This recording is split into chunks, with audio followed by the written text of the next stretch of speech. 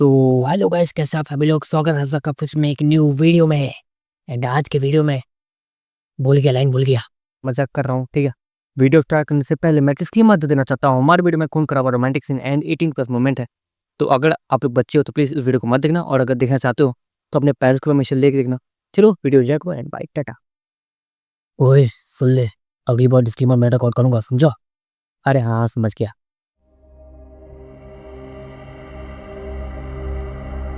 Sure काफ़ी देर तक उन लोगों के पीछे पीछे जाते रहता है।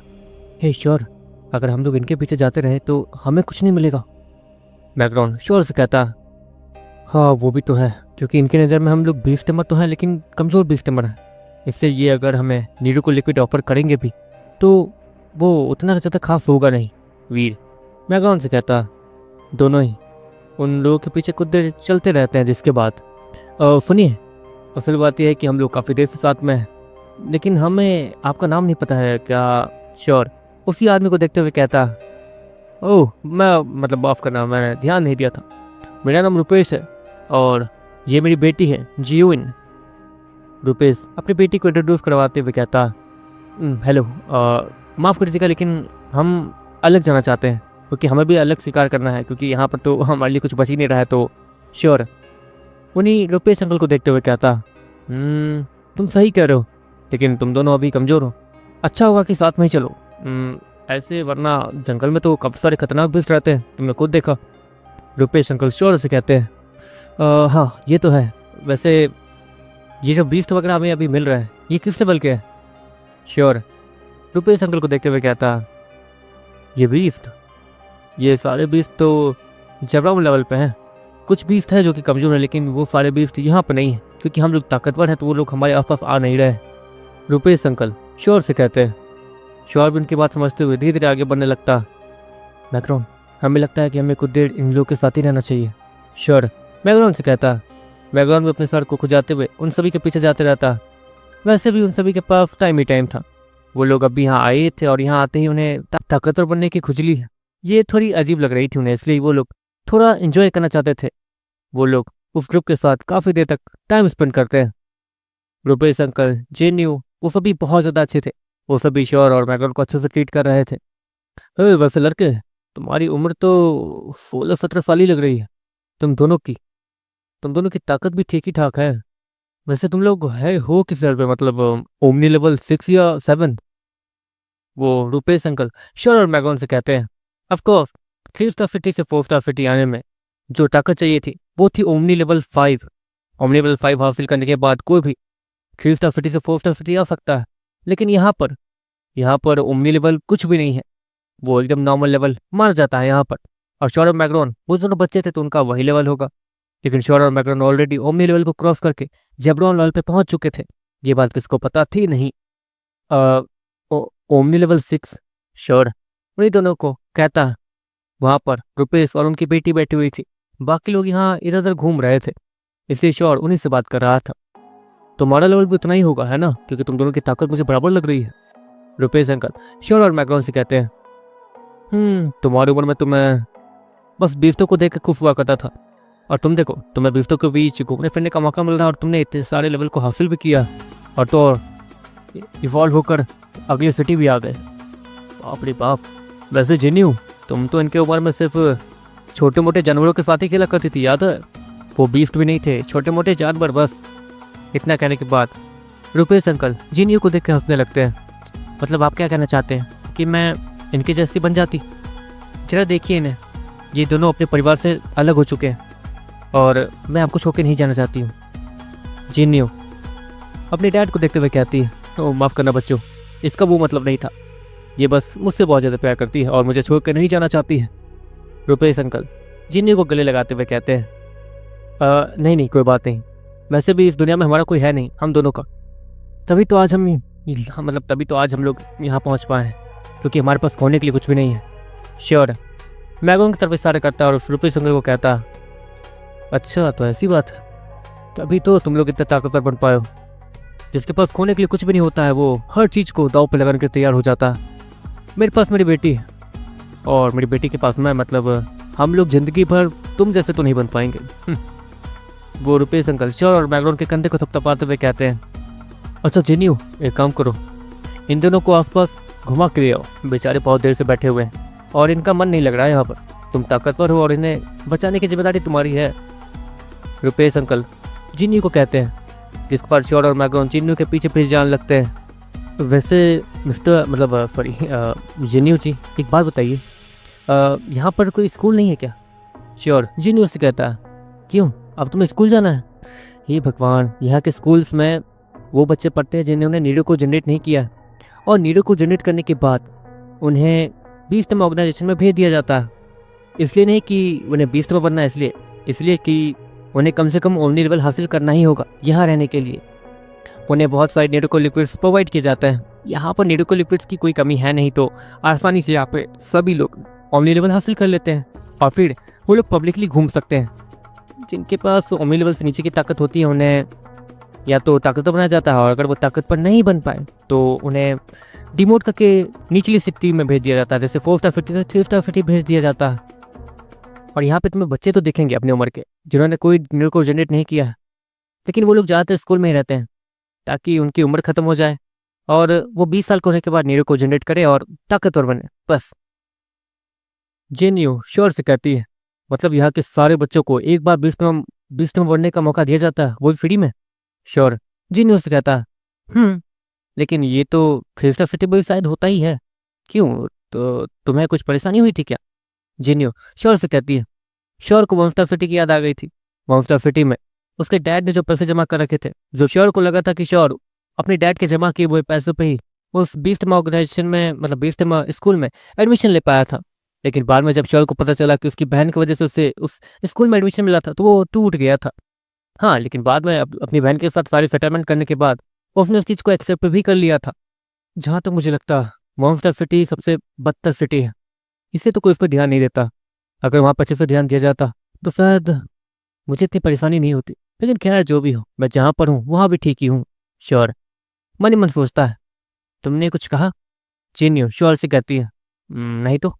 श्योर मैगन को देखता है कि कहीं उसने कुछ कहा होगा, लेकिन वो भी अपने सर को ना मिला रहा था। मैंने भी कुछ नहीं कहा। मैगन भी श्योर से कहता। जिसके बाद जिन्यू अचानक से अपनी तलवार को निकाल लेती है और अपने चारों बगल देखने लगती है। जिन्यू 21 साल की थी। ऑफकोर्स 20 साल की उम्र में उसने नीडो को जनरेट कर लिया था और 1 साल के अंदर ही उसने जेब्रॉन लेवल हासिल किया था, जो कि बहुत ज़्यादा कमाल की बात थी। और जाहिर सी बात है इसलिए वो बीस्ट में बन पाई है।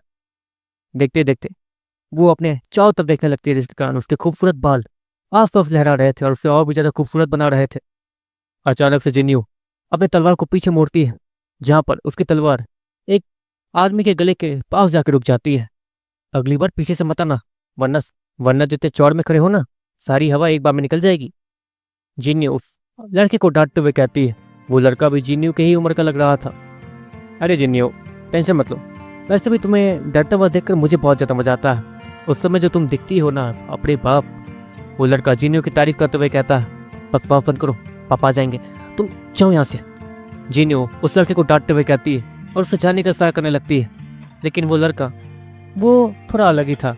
वो अचानक से जिन्यू को हाथ को पकड़ के अपने करीब खींच लेता है और देखते देखते उसके हाथ उसके कमर पे टाइटली जाके रैप हो जाते हैं, जिसके कारण जिन्यू वो गुस्से से उसे देखने लगती है। जिसके बाद उसकी नज़र श्योर और मैग्रोन पे जाती है। श्योर और मैग्रोन एक दूसरे का ही चेहरा देख रहे थे। उन्हें खुद नहीं समझ आ रहा था कि आखिर वो लोग यहाँ करने क्या आए हैं। समझ नहीं आ रहा यहाँ मैं आया क्यों हूँ। ये जिन्यू हमें घुमाने लाई थी या अपना रोमांस दिखाने? मैग्रोन श्योर से कहता है। अरे टेंशन मत, तो वैसे भी शायद उसे कुछ पता नहीं चल रहा है, तो उससे खुद कुछ नहीं पता है। श्योर मैग्रोन से कहता, जाहिर सी बात है कि श्योर और मैग्रोन उन दोनों की तरफ घूमने में बहुत ज़्यादा शर्मा रहे थे। देखो यहाँ बच्चे हैं और वो बच्चे मेरे डैड को जानते हैं, कहीं सब कुछ बता दिया तो परेशानी हो जाएगी। जिन्यू उसी लड़के को कहती है, अच्छा ठीक है, बस इतनी परेशानी है ना, रुक जाओ। इतना कहने के बाद वो लड़का जिन्यू को छोड़ता। हे बच्चों, वैसे तुम लोग जंगल में क्या कर रहे हो? अच्छा जिन्यू के साथ घूमने आए हो? अच्छा एक काम करो, देखो अगर इसके डैड से मिले हो तो कुछ बताना मत उन्हें, बस। वो क्या है ना, मतलब तुम लोग भी तो बच्चे हो, बड़े हो गए तो अपनी गर्लफ्रेंड बनाओगे ही। वैसे ही मैंने भी इसे अपनी गर्लफ्रेंड बना रखा है और ये मेरी गर्लफ्रेंड है। बस ये बात इसके डैड को मत बताना। वैसे मैं चाहता हूँ कि इसके डैड को पता चल जाए, जिससे हम दोनों की शादी हो जाए, लेकिन ये पागल अपने डैड को बताना नहीं चाहती है। ये अपने डैड को कभी छोड़ना भी नहीं चाहती और अपने डैड से बहुत ज़्यादा डरती भी है। तो वो आदमी बिना रुके किसी स्पीकर की तरह बोलने लगता है, ठीक है आप शांत हो जाइए, हमें कोई परेशानी नहीं है। जिन्नू जी आप मतलब कोई परेशानी तो नहीं है मतलब? श्योर मैग्रॉन जिन्नू से कहते हैं, नहीं बस मेरे डैड को कुछ पता नहीं चला चाहिए, मतलब मेरे डैड को कुछ पता नहीं चलना चाहिए इस बेवकूफ़ के बारे में। जिन्नू उस लड़के की तरफ इशारा करते हुए कहती है, हाँ ये दोनों लड़के तो समझदार हैं, तुम फालतू का इतना। वैसे हाँ, मेरे पास एक प्लान है तुम्हारे डैड को इम्प्रेस करने का। मैं तुम्हारे डैड के सामने किसी वॉरियर की तरह आऊँगा।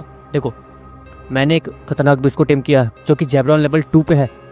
हाँ उसे टेम करने में बहुत ज़्यादा परेशानी हुई, लेकिन तुम्हारे लिए कुछ भी। इतना कहने के बाद वो लड़का जिन्नू के गालों को फैलाने लगता। अपना प्लान बताओ। जिन्नू उसके हाथों को अपने गालों से फेड करते हुए उस पर मारते हुए कहती, हाँ तो मैंने अपने बीस्ट को उस डायरेक्शन में छोड़ रखा है। मैंने अपने बीस्ट के साथ सारे सेटलमेंट्स कर लिए हैं। वो नाटक करने के लिए तैयार है। तुम्हारे डैड को लेकर उस तरफ चले जाना। हाँ जाहिर सी बात है कि तुम लोग जेब्रॉन लेवल 2 वाले से नहीं लड़ सकते हो, तो मैं तो वहाँ पर किसी वॉरियर की तरह आऊँगा और सब कुछ मेरे हाथ में होगा, ठीक है? वो लड़का जिन्नू को समझाते हुए कहता है, अच्छा प्लान है लेकिन मेरे डैड मानेंगे? जिन्नू उस लड़के से कहती है, अरे हाँ क्यों नहीं मानेंगे, जब मौत सर के ऊपर होगी और जो उन्हें बचाएगा उनकी बात तो वो जरूर मानेंगे, है ना? मैं काम करूँगा, तुम्हें भी एक अच्छे हीरो की तरह बचाऊंगा और तुम मेरी आंखों में ऐसे देखना जैसे कि मैं ही तुम्हारा राजकुमार हूँ। वो दोनों इस वक्त अपने प्लान को डिस्कस कर रहे थे और शॉर्ट और मैग्रॉन वहीं बैठकर उनके उस बोरिंग से प्लान को सुन रहे थे। वैसे ये प्लान बहुत ज़्यादा घिसा पिटा है ना? शॉर्ट मैग्रॉन से कहता है, हाँ सच कहा, ऐसे प्लान तो हमारे दिव्य महल के बच्चे भी ना बनाए।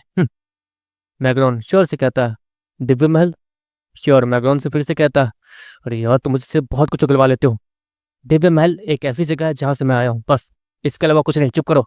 मैग्रॉन श्योर से कहता है। ऑफकोर्स मैग्रॉन उससे अभी कुछ बताना नहीं चाहता था, और वैसे भी श्योर अभी ये सब जानने के लायक ही नहीं हुआ है, तो ये सब बताने का फायदा नहीं है। दूसरी तरफ श्योर कुछ सोचने लगता है। दिव्य महल, श्योर बड़बड़ाता है और मैग्रॉन की तरफ देखता है, जहाँ पर मैग्रॉन उसे चिढ़ के साथ देख रहा था। कहा ना इसके बारे में मत सोचो, मैग्रॉन श्योर से कहता। इस पर देखते देखते वो लड़का और जिन्नू तैयार हो जाते हैं। देखो बच्चों, मैं तुम्हें अपना नाम बताना भूल ही गया, मेरा नाम लिट्टू है। वैसे हाँ मुझे लिट्टू ही बोलना, इसके अलावा और कोई नाम नहीं है मेरा। तो हाँ तुम लोग भी मेरे इस प्लान में मेरा साथ दे सकते हो। तुम लोग बस चिल्लाना बचाओ बचाओ और मैं आऊँगा, ठीक है? तुम लोगों को जोर से चिल्लाना है, ध्यान रखना जोर से चिल्लाना है। वैसे तुम दोनों के साथ अगर जिन्नू भी चिल्लाएगी तो ज़्यादा अच्छा रहेगा, क्योंकि इसकी आवाज़ को सुनकर इसके डैड बहुत ज़्यादा डर जाएंगे और वो यही सोचेंगे कि उसकी बेटी को कुछ ना हो, और फिर मैं वहाँ आके सभी को बचाऊंगा। कैसा है प्लान? वो लट्टू श्योर और मैग्रॉन को देखते हुए कहता है, हाँ अच्छा है। श्योर और मैग्रॉन लट्टू के लिए तालियां बजाते हुए कहते हैं, हे जिन्नू देखो ये दोनों भी बन गए, अब अपने डैड के पास जाओ और उस डायरेक्शन में, वहाँ पर वो जो काली झाड़ियाँ दिख रही है तुम्हें, वहाँ उस छोटे से पहाड़ पे वहाँ आ जाना। लट्टू जिन्नू को देखते हुए कहता है, काली झाड़ी वाली पहाड़? पागल हो गए हो क्या? वहाँ पर खतरनाक बिस्ट भी रहते हैं। जिन्नू लट्टू से कहती है, कहते थे, अभी तो मैं वहाँ पर कम से कम 2 दिन समय बिता के आया हूँ, क्योंकि मैं बहुत ज़्यादा थक गया था उस बीच को टेम करने में। तो वहाँ पर मुझे 2 दिन से तो कोई दिखा नहीं है, मतलब अभी वहाँ पर कोई नहीं है। मैंने अपने बीस्ट को ऑलरेडी वहाँ भेज दिया है। जब मैंने तुम्हें देखा तो मैंने उसी टाइम अपने बीस्ट को वहाँ भेज दिया। वो वहाँ पर कम से कम आधे घंटे में पहुँच जाएगा। तुम भी वहाँ जाओ अपने डैड को लेकर। जिन्नू लट्टू की बात सुनने के बाद एक लंबी सांस लेती है। ठीक है, लेकिन सब कुछ ठीक से करना, और हाँ अच्छे से आना। अपने इस बालों को ठीक करो पहले। जिन्नू लट्टू के बालों को ठीक करती है, जिसके बाद वो श्योर और मैग्रॉन के साथ वहाँ से चली जाती है और सीधे अपने डैड के सामने जाकर खड़ी हो जाती है। डैड, असल बात यह है कि ये लोग ये कह रहे हैं कि इन्हें उस काली झाड़ियों वाली पहाड़ पे जाना है। जिन्नू अचानक से श्योर और मैग्रॉन को फंसाते हुए कहती है, हे भगवान, ये तो प्लान में था ही नहीं। श्योर मैग्रॉन से कहता, जी रुपेश अंकल, हमें भी उस काली झाड़ी वाली पहाड़ को देखना है, आखिर वो है क्या? श्योर मैग्रॉन भी उस रुपेश अंकल से जिद करने लगते हैं। अच्छा ठीक है ठीक है, हमारी टीम में बहुत सारे लोग हैं, हम लोग आसानी से वहाँ पर घूम फिर के तो आ ही सकते हैं। ठीक है चलो दोस्तों, काली झाड़ियों वाले पहाड़। रुपेश अंकल पीछे मुड़ के अपने टीम मेंबर्स को कहते हैं, जिसके बाद वो सभी तैयार हो जाते हैं वहाँ जाने के लिए। लेकिन श्योर उसे थोड़ी सी अजीब फीलिंग आ रही थी उस काली झाड़ियों वाले पहाड़ को देखकर। उस काली झाड़ी वाले पहाड़ को देखकर ऐसा लग रहा था कि जैसे वहाँ कोई तो है जो कि उस सभी पर नजर रख रहा है। शायद उस लट्टू का बेइज्जती होगा जो कि हम पे नजर रख रहा है। मैं बेकार में इस सारी चीजें सोच रहा हूँ, श्योर मन ही मन सोचता है, और उन सभी के पीछे पीछे उसी काली झाड़ियों वाले पहाड़ पर जाने लगता है। करीब 1 घंटे बाद, क्योंकि वो लोग धीरे धीरे चल रहे थे, तो वो लोग करीब 1 घंटे बाद उस काली झाड़ियों वाले पहाड़ के शुरुआत पे पहुंच गए थे। बच्चों, यहाँ पर काली झाड़ियों वाली पहाड़ इस काली झाड़ियों की वजह से रखा गया है। इन काली झाड़ियों में बहुत सारे कांटे भी होते हैं, तो ध्यान से चलना, वरना एक कांटा भी चुभा तो तुम्हें इन्फेक्शन हो सकता है। रुपेश अंकल श्योर और मैग्रॉन को समझाते हुए कहते हैं। जिसके बाद देखते देखते श्योर और मैग्रॉन उस बड़े से पहाड़ी पर धीरे धीरे चलने लगते हैं। देखते देखते वो लोग उस पहाड़ी के टॉप पे पहुंच जाते हैं और वहां से चारों बल का नजारा देखने लगते हैं। वहां से वो छोटी सी सिटी बहुत ज्यादा दूर दिख रही थी, जहाँ से श्योर और मैग्रॉन यहाँ पर आए थे। हे भगवान, होस्टर सिटी उस समय वहां पर इतनी बड़ी थी और हम लोग इतनी ज्यादा दूर आ चुके हैं कि यहाँ से वो होस्टर सिटी किसी तिनके की जैसी दिख रही है। श्योर बैकग्राउंड से कहता है। अब वो दोनों वहां पर बैठ के खुद देर रिलैक्स करते हैं, लेकिन अचानक से ही उनके ऊपर कोई पत्थर फेंक के मारता है। श्योर ये सब नोटिस करता और उस पत्थर को पकड़ लेता। जिसके बाद जिसने वो पत्थर फेंका था, श्योर उसकी तरफ देखता। वो जेन्यू थी, जहाँ पर जेन्यू पीछे की तरफ इशारा कर रही थी। श्योर और मैग्रॉन के पीछे एक बड़ी सी झाड़ी थी, जहाँ पर कुछ तो हिल रहा था। हाँ हाँ, समझ गया। श्योर और मैग्रॉन खड़े होते हैं। रुपेश अंकल, यहाँ पर कुछ है। श्योर चिल्लाते हुए रुपेश अंकल को बुलाते हुए कहता। जिसके बाद जिन्नी वो थम्स अप का साइन देती है और उसे काली झाड़ियों की तरफ बढ़ने लगती है। उस काली झाड़ी के पास जाने के बाद जिन्नी उसके अंदर जाने लगती है। जिसके बाद अचानक से ही वहाँ पर रुपेश अंकल और बाकी सभी आते हैं। रुपेश अंकल वहाँ जैसे ही आते हैं तो क्या हुआ श्योर? रुपेश अंकल अचानक से श्योर से कहते हैं, अब जिन्यू अंदर चली गई हैं और वहाँ पर कुछ है। श्योर रुपेश अंकल को कहता, अफकोर्स वो नाटक करते हुए कह रहा था। क्या कहा? वहाँ पे बहुत ज़्यादा ताकतवर बीस्ट है, जल्दी। रुपेश अंकल इतना कहते हैं और मैं तलवार को निकल के तेजी से उसी बड़े से झाड़ी की तरफ बढ़ने लगते हैं। कुछ देर बाद अचानक से उस झाड़ी की उस तरफ से जिन्यू की दर्दनाक आवाज़ आती है। अरे बाप रे, जिन्यू तो अच्छा नाटक कर रही है, मैग्रॉन श्योर से कहता है, लेकिन मुझे नहीं लग रहा कि वो नाटक कर रही है। श्योर इतना कहता है और एक डायरेक्शन में मुड़ के देखने लगता है जहाँ पर लट्टू छिपा हुआ था। श्योर जल्द से जल्द अपनी जगह से टेलीपोर्ट होकर सीधे उसके सामने चला जाता है। लट्टू जी, क्या हो रहा है यहाँ पर? श्योर लट्टू उसको देखते हुए कहता है। ऑफकोर्स उसके उड़े हुए चेहरे को देखकर सब पता चल रहा था कि यहाँ कुछ तो गड़बड़ है। मेरा बीस्ट कुछ देर पहले वही था, लेकिन अब वो मेरे न्यू कोर में ऑटोमेटिक वापस आ गया, मतलब वो मर चुका है और रिकवरी प्रोसेस में है, मतलब वहाँ पर कोई है जो कि मेरे बीस्ट से ज़्यादा ताकतवर है। वो लट्टू हैरानी से उसकी तरफ देखते हुए कहता है और तेजी से उस पेड़ से जम करके सीधे उस झाड़ी के अंदर कहीं गायब हो जाता है। सभी लोग उस काली झाड़ी के अंदर कहीं गायब हो गए थे। श्योर और मैग्रॉन काली झाड़ियों की इस तरफ खड़े थे। हमें भी अंदर जाना चाहिए, श्योर मैग्रॉन से कहता। लेकिन देखो, उस लट्टू के पास एक बीस्ट था जो कि जेब्रॉन लेवल 2 पे था, और अंदर जो बीस्ट होगा वो जेब्रॉन लेवल 3 का या फिर 4 का तो होगा ही, मतलब हमारे जितना ताकतवर। तो जो भी सोच समझ के करना है हमें ही करना है। ये भी हो सकता है कि वो जेब्रॉन लेवल 5, 6, 7 किसी भी लेवल का हो सकता है। मैग्रॉन श्योर से कहता, ये भगवान, हमें अंदर जाने के लिए तुम मुझे उल्टा डरा रहे हो तुम। श्योर इतना कहता है और अपनी आंखें बंद करके सीधे उस काली झाड़ियों में एंटर कर जाता है। उस काली झाड़ी में एंटर करते ही श्योर और मैग्रॉन छिपकर धीरे धीरे आगे बढ़ते हैं, बिना वहाँ की झाड़ियों को हिलाए। उन झाड़ियों को बिना हिलाए श्योर जैसे जैसे आगे बढ़ता है, वैसे ही श्योर को वहाँ पर सामने कुछ दिखना शुरू हो जाता है।